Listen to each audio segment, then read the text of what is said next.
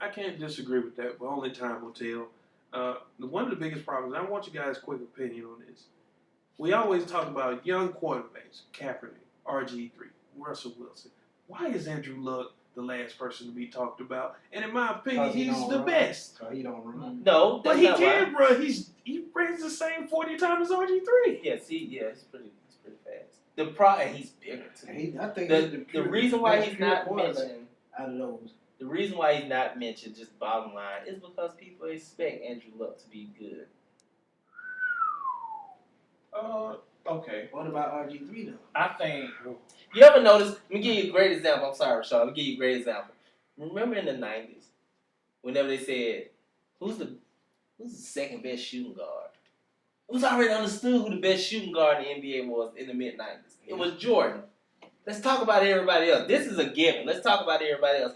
And when it comes down to these young quarterbacks within the past 3 years or less, it's a given that this is Andrew Luck. And this is everybody else. That's why he's not always talked about. What do you think, Rashad? I didn't look at it that way. I kind of looked at it in the sense of they already rolled off the Colts when they're going to make it to the playoffs. Well, I think people already think that the Colts are probably not going to be good. I mean, when you look at Peyton's first year, I think he was 6-10.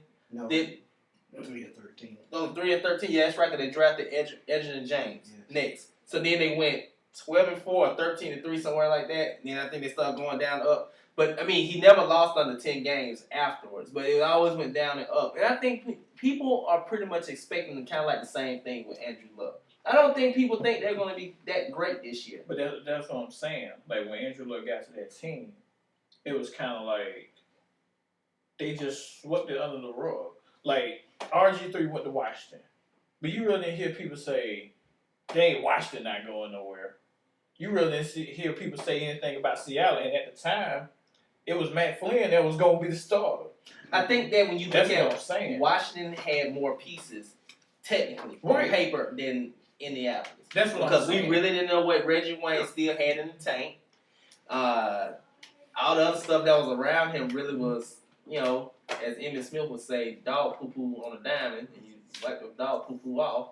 But, and then you look at the guy in Seattle, Wilson, they really, I mean, the defense was just phenomenal. They always had a talented defense. It just needed to go in the right direction. And Pete Carroll, I really hate when people say that he wasn't a good coach in the NFL. That's why he ran to college. I always thought when he was the coach of the Patriots, he was a very good coach.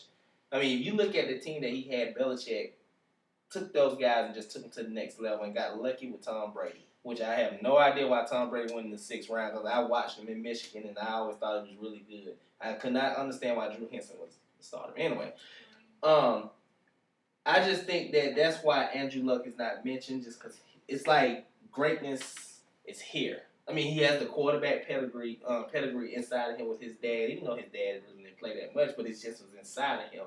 He's big, he's strong, he can make all the throws. I want him to work on that deep ball a little bit more. He's mobile, he just has everything. You know, it's hard to talk about close to perfection. I mean, that's a good question.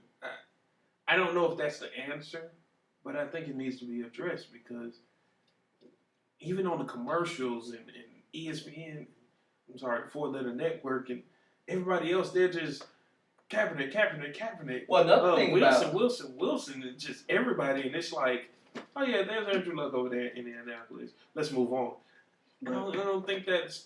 Well, what about this? You look at Kaepernick. He got a tremendous amount of skills. He's very interesting. You look at Russell Wilson. He's scrappy. He's intelligent. He has a backstory. You look at RG3. He's kind of, you know, playing into the media's hands, but he's fast and athletic. You look at Andrew Luck. He's the best. Kind of boring. And the 4 letters don't like boring. Man, just be honest. Hey. Hold on. Don't explain. Okay.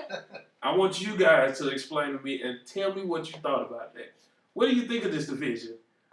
Do you think that Andrew Luck may be a boring quarterback? Do you think that the Colts will possibly take over the Houston Texans?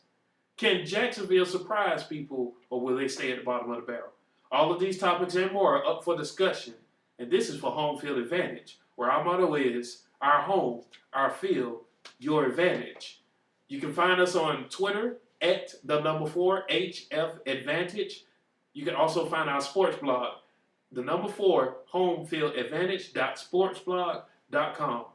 Look us up on Facebook for Home Field Advantage Sports Talk and for Home Field Advantage Trash Talk. Catch us every Wednesday at 6:30 p.m. on Blog Talk Radio, up for discussion. CJ2K. Come see us. See?